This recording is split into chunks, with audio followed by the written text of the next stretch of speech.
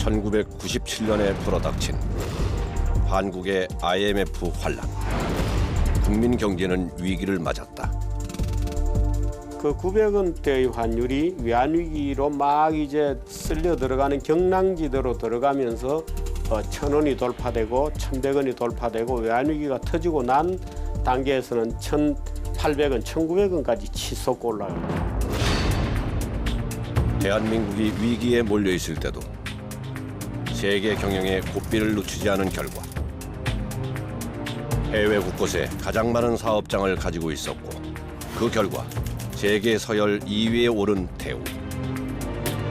전 세계적으로 사실은 대우 공포증이 나올 정도로 사실은 속전속결로 전 세계를 장악해 나가는 거죠. 그래서 전 세계 특히 이제 선진국의 기업이라든가 선진국 국가들이 이거 재벌이라고 부르는 기업들 정말 무서운 거 아니야. 그러나 1999년 여름부터 환율 급등에 직격탄을 맞은 대우는 추락하기 시작한다. 위기가 발생했음에도 불구하고 사실 대우그룹은 그 당시에는 큰 충격은 없었고요. 그걸 극복하는 모습을 보였고 실제로 문제가 된 거는 99년인가 그때부터 아마 심각하게 99년에 결국 뭘 보려겠습니다. 1999년 8월 16일 드디어 대우는 백기를 든다. 대우그룹의 몰락. 건국 이래 최대 부도였다.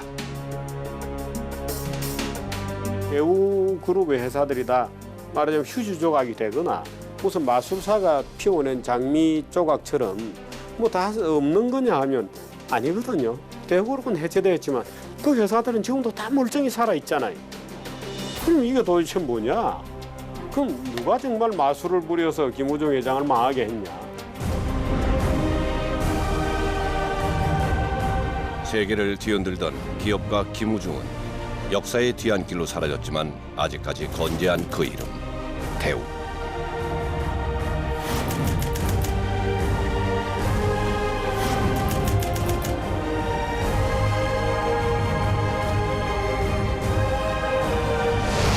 대우 성공 신화의 주인공이었던 김우중 회장.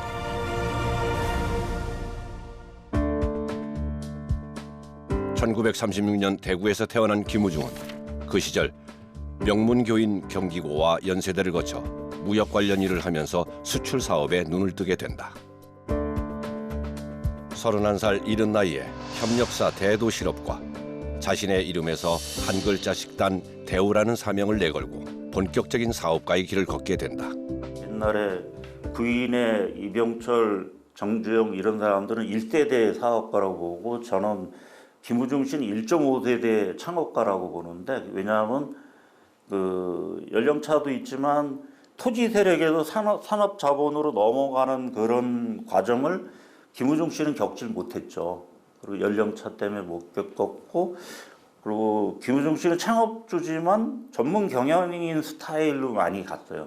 이게는 인텔이고 많이 배웠고. 자본금 500만 원으로 시작한 대우실업은 셔츠와 네일의 원단으로 1967년 최초로 동남아 시장에 직물을 수출한다. 대우실업의 첫 원단 브랜드인 영타이거. 김우중은 미 개척지인 동남아에서 영타이거 알리기에 돌입한다. 30대에 창업했다는 점에서도 상당히 어떻게 보면 일찍 사업을 시작한 사람이다라고 볼 수 있는데 이 김우중이라는 사람을 보면 어려서부터 이 장사꾼의 기질이 참 많았어요. 그런 면에서 좀 일찍 어떻게 보면 사업을 펼쳤고 그 장사꾼의 기질을 어떻게 보면 숨길 수 없었던 어떤 본능 같은 것이 있지 않았을까 싶어요. 직접 샘플 원단을 들고 뛰며 거래처를 섭렵. 김우중은 타이거 킴이라 불릴 정도로 동남아 시장에서 원단 무역상으로 이름을 알린다. 대우실업은 설립 1년 만인 1968년 대통령 표창을 받을 정도로 급성장한다. 그 시절에는 섬유나 뭐 스웨터, 와이셔츠 이런 경공업 제품으로 수출을 시작할 때입니다. 이 분야에 제일 전문가가 김우중 회장입니다. 그런데 김우중 회장은 자기 스스로 발로 해외 가서 시장을 체크를 하고 세일스를 직접 했기 때문에 그 분야의 전문가가 되었어요. 1970년대 경제 성장을 최우선화하던 박정희 대통령은 수출의 1등 공신 김우중을 각별히 신임했다. 게다가 김우중의 부친이 대구 사범학교 당시 은사였다는 것을 알게 되자 그를 더욱 아끼게 된다. 둘은 사업 얘기뿐 아니라 고민과 개인사 등을 나누는 절친한 사이가 되었다. 김우중 회장이 67년도에 그 대우 시럽을 만드는데 69년도에 산업훈장을 타요. 수출을 많이 해갖고. 그때 처음 본 거예요. 그때 처음 봤는데 여기 들어보니까 김용화 선생의 아들인 거야. 그리고 네가 김용화 선생의 아들이냐? 네, 그렇습니다. 그러니까 어이 귀여운 놈 이렇게 됐어요. 근데 해마다 수출을 탑을 타고 72년도에는 우리나라 랭킹 2위 수출 업체가 돼버리니까 안 이뻐할 수가 없죠. 박 대통령으로서는. 농업이 주 생계 수단이었던 1970년대 박정희 대통령은 농가 소득 증대를 위해 늘 고심했다. 특히 농한기에 소득이 없는 농가가 큰 걱정거리였다.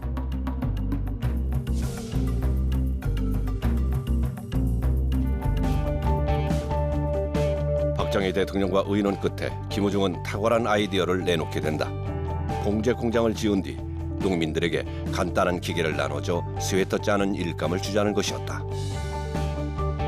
세타 오다를 갖다 주고 이제 뜨개질감을 막 나눠주니까 아줌마들이 호기심으로 몰려드는데 얼마 주겠습니다. 그러니까 농사 짓는 거 난 급료가 나오잖아요. 그러니까 처음엔 한 10개 정도를 만들어요. 근데 급료를 막 주고 현금을 탁탁 나눠주니까 아줌마들이 20개, 30개 만들어 갖고 오는 거예요. 때마침 미국에서 봉제 제품 주문이 밀려들어 공장은 수출에 큰 공을 세웠고 박정희 대통령은 이 공장을 새마을 공장 1호로 지정했다. 우리나라 새마을 운동이 본격화된 시점이었고 이를 계기로 박정희 대통령은 다시 한번 김우중의 능력을 인정하게 된다.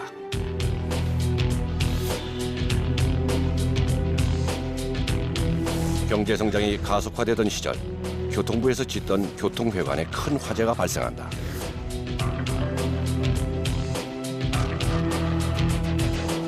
서울역 한복판에 흉물스러운 건물이 보기 싫었던 박정희 대통령은 김우중을 불러 공사를 맡긴다. 대통령이 너무 보기 싫다. 우리나라 서울역이 김포공항하고 막 이 서울역하고 이런 걸 많이 신경 쓰던 분인데 그걸 좀 정리를 하자. 그래갖고 이제 그게 이제 국유지였어요, 실은 이렇게 뭐 다는 아니겠지만 했는데 그걸 불화해갖고 정리를 하는데 정리가 잘 안 되는 거야. 너무 땅이 이렇게 광활하기도 하고 막 그러니까 골치 아픈데 뭐 해결사 김우중을 부르는 거죠.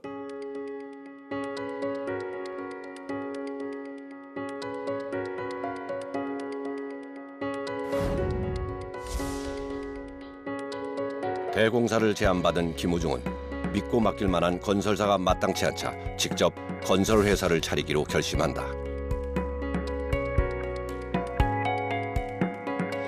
그리고 즉시 부지를 매입하고 대우센터 공사에 착수한다. 대우센터를 완공하기만 한다면 그 실적만 가지고도 건설업계에서 인정을 받을 수 있을 거라고 판단했기 때문이다. 정말 이 사람들은 어떻게 일하는 사람들인가 이렇게 일반 국민들이 궁금하게 생각을 했어요. 기업 공개도 했고. 근데 일반 국민에게 보여지는 것은 없었을 테니까 대우센터 건물을 지으면서 김우중 회장도 그랬고 저도 그랬고 이 건물이 결국은 대우가 어떻게 일을 한다라는 거를 한국 사람들에게 보여주는 계기가 될 것이다. 12명의 직원으로 시작한 대우건설. 약 4년 동안에 걸친 대공사 끝에 완성된 대우센터는 1970년대 대한민국 고도 성장의 상징물로 손꼽히게 된다. 그 당시만 해도 그 건물을 전부 포장을 하고 이제 먼지가 나고 그러니까 포장을 하고 지었는데 이제 그 건물이 거의 완성이 돼서 그 포장을 벗겼을 때 사람 상당히 궁금하게 생각을 하고 했는데 이 생각보다 집이 좀 이쁘다. 그래서 칭찬을 많이 받았습니다. 그리고 대우 직원들도 아 이것이 이제 우리의 본가다. 상당히 자부심을 가졌고.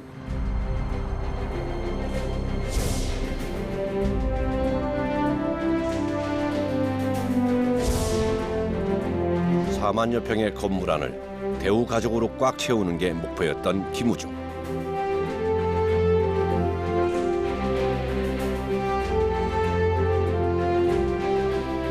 건설 신화로 5년 만에 그 꿈을 이룬 대우는 국내외 건설업계를 대표하는 명실상부한 대기업이 되었다.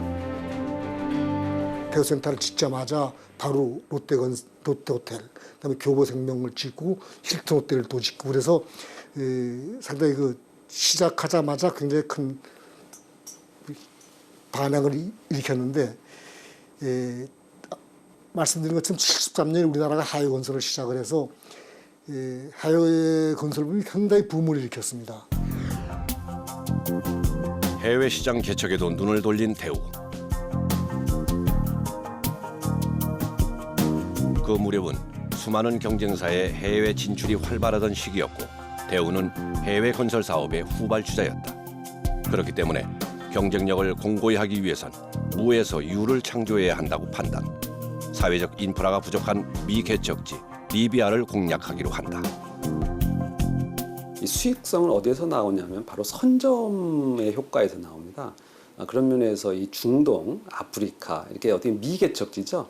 미개척지를 먼저 선점한다는 것은 엄청난 수익을 보장을 해줘요. 그래서 김우중 같은 뛰어난 장사꾼들 눈에는 이러한 그 미지의 세계는 그야말로 기회의 땅이 아니었나 싶습니다. 첫 번째 맡은 공사는 리비아 벵가지 지역의 의과대학 신축공사. 예상보다 미개척지에서의 건설은 쉽지 않았다. 폭염과 물 한 방울 나지 않는 사막. 야영 생활을 하면서 모래 폭풍과 끝없이 싸워야 했다.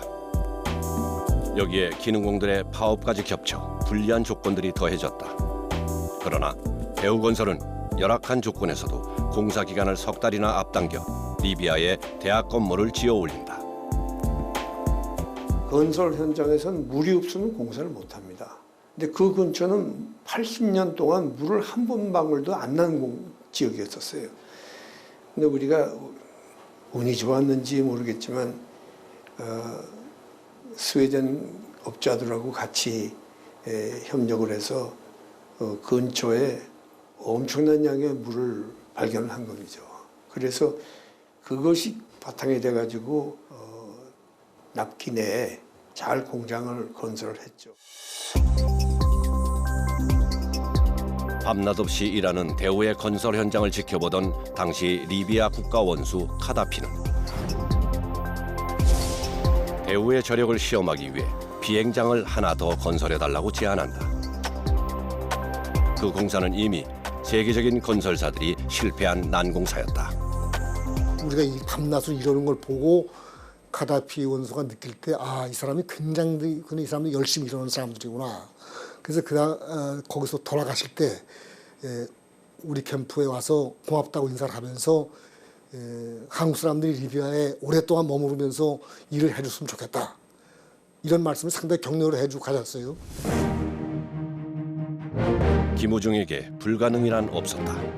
흔쾌히 공사를 수락한 김우중과 대우건설은 모든 악조건 속에서도 공사를 강행했고 이에 크게 감동받은 카다피는 대우의 힘에 놀라고 대우인에게 감격했다.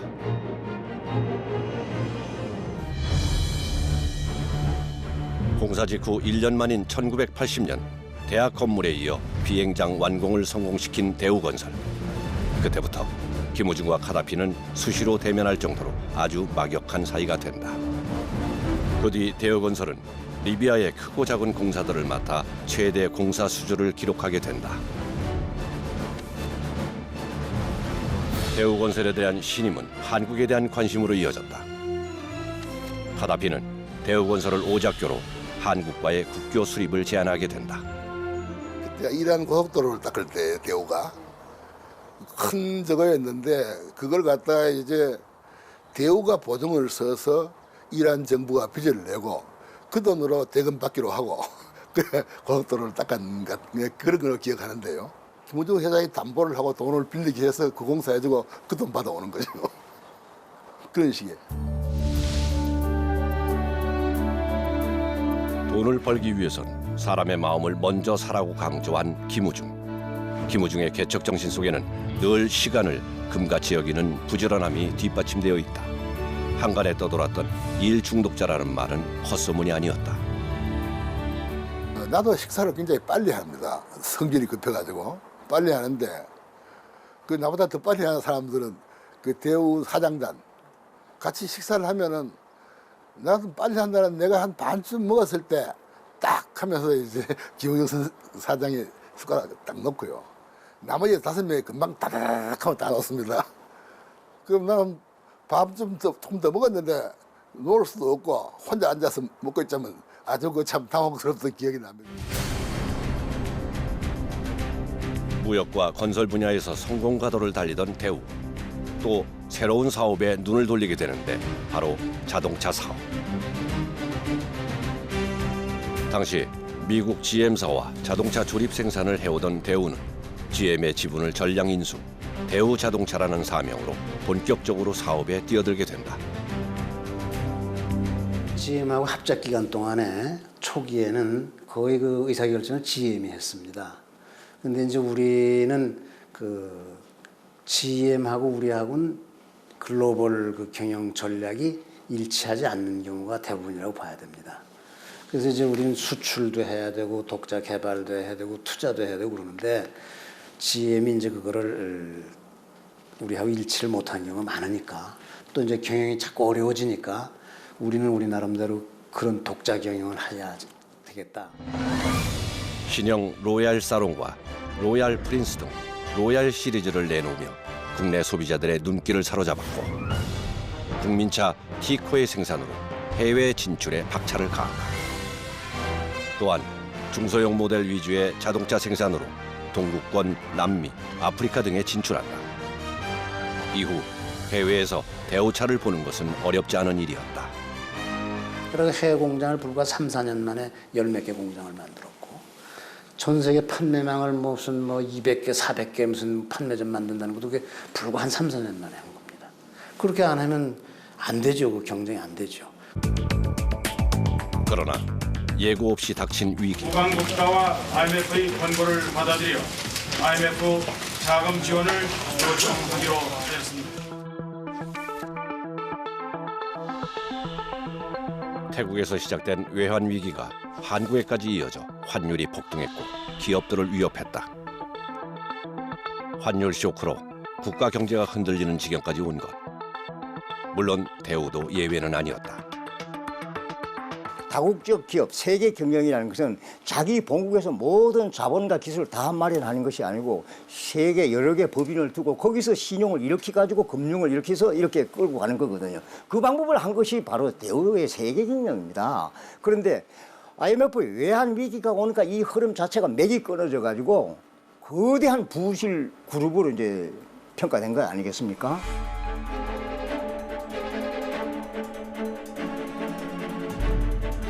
때마침 일본 증권사에서 발표한 대우그룹의 비상벨이 울리고 있다는 보고서를 통해 전 세계에 대우의 위기가 생중계된다. 그야말로 진퇴양난의 상황이었다. 천하의 김우중도 손쓸 수 없는 최악의 상황. 이대로라면 대우의 몰락을 그냥 바라볼 수밖에 없었다. 애널리스트 리포트 같은 것들은 긴가민가 하던 그 시장의 의심을 구체화하는 그런 효과가 있기 때문에 그 보고서 나온 다음에 정말로 그 상황이 급격하게 나빠졌죠. 그래서 이게 보면은 소위 허드 비헤이비어라고 하지 않습니까? 이게 쏠림 현상이 굉장히 심각한데 우리 같이 시장에서 이 시장 규모가 적은 데서 그 애널리스트 리포트들이 이렇게 진단을 하게 되면은 쏠림 현상이 급격하게 나타나죠.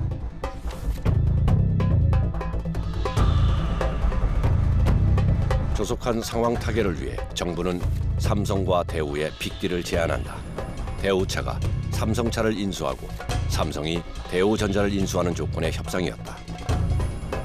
삼성그룹도 애물단지 삼성자동차로 그룹 전체에 위기가 올 수 있는 상황이었다. 그때 대우전자를 삼성에서 가져가고 삼성자동차를 대우에서 가져가는, 그러니까 그 그룹에서 이제 업종을 주력 업종을 중심으로 이제 재편하는 그런 큰 그림이 제시가 됐고요. 그런 큰 그림의 배경은 아무래도 자금 사정을 어려움을 겪고 있는 대우그룹하고, 그다음에 그 삼성자동차 부실이 굉장히 크지 않았습니까? 그러니까 삼성의 어떤 합리화 그런 것들이 이제 서로 맞물려 가지고 제시된 계획이라고 생각되는데. 그러나 기대와는 달리 빅딜은 쉽게 성사되지 않았다. 두 그룹 간의 기싸움에 시간은 흘러만 갔고 그 사이 부채는 늘어만 갔다. 시간이 지날수록 정부조차 손쓸 수 없는 상황으로 변해만 갔다. 그러나 김우중은 자신을 믿었다. 국가의 골칫덩이 적자 사업을 흑자로 바꿔 기업을 살린 경험이 이번에도 대우를 살릴 것이라고 믿었던 것이다. 환율이나 여러 가지 그 해외 유동성을 조달하는 데 중요한 그런 거시 여건에 대해서 별로 의심을 안 했습니다. 이 안정적인 여건이 계속되리라고 생각됐고, 불안했을 때는 정부가 정책 개입을 통해서 그걸 안정화시킬 수 있다고 생각을 했기 때문에 그런 면에서 이 상황이 급변할 수 있다는 부분, 그다음에 그거에 관련된 위험을 관리하는 노력, 이런 것들에 대해서는 사실상 대비가 덜 된 상황이죠. 희망을 버리지 않던 대우. 그러나 그 희망을 절망으로 바꿔버리는 사건이 찾아온다.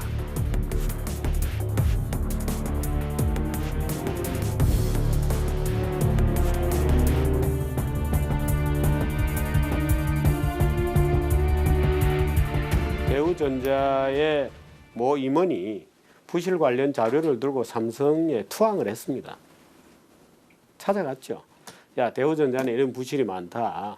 이 부실 내역을 깨끗하게 적어가지고 그걸 가지고 삼성에 찾아가서 말하자면 대우전자는 배신자가 생긴 겁니다. 예상치 못한 일로 마지막 기대였던 빅딜 카드가 버려질 위기에 처하게 된 것이다. 대우의 입지는 크게 흔들리기 시작했고 천정부지로 치솟는 환율에 더 이상 대우그룹의 자금을 수혈해줄 창구는 전무했다.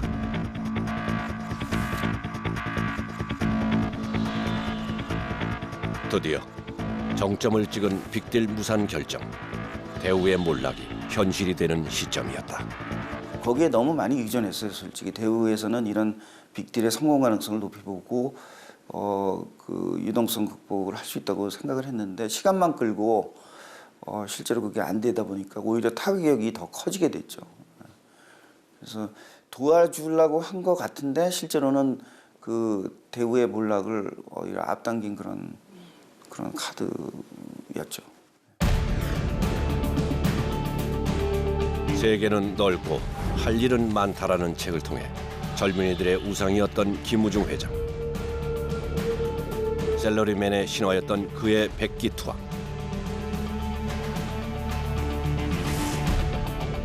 서울의 중심부를 호령하던 대우그룹. 공격적인 해외 시장 진출로 국가 산업의 한 획을 그은 세계 경영 1인자 김우중. 세계를 누비던 그를, 빛나던 대우의 몰락을 그 누가 예견이나 했겠는가. 그 김우중 회장의 그 스피릿 같은 거, 또 김우중 회장이 키웠던 기업들이 지금도 다 멀쩡히 살아 있는 거예요. 그래서 그렇게 본다면 뭔가 그때 대한민국 정부가 뭔가 김우중 회장과 더불어 무릎을 맞대고 대우그룹의 자금난을 타개할 수 있는 뭔가의 방법을 좀 솔루션을 줄 수도 있었을 것이다. 그 하나 아쉬움은 남는 거죠.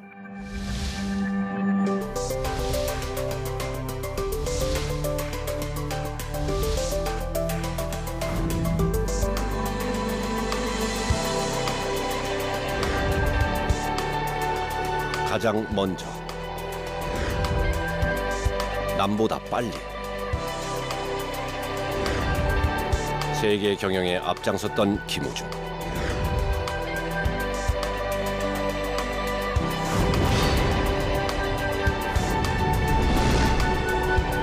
건국 이래 최대의 부도를 맞은 이 또한 김우중이었다. 수많은 대우의 기록사 한 편에 남은 김우중. 그의 도전을 훗날 역사는 과연 어떻게 평가할 것인가.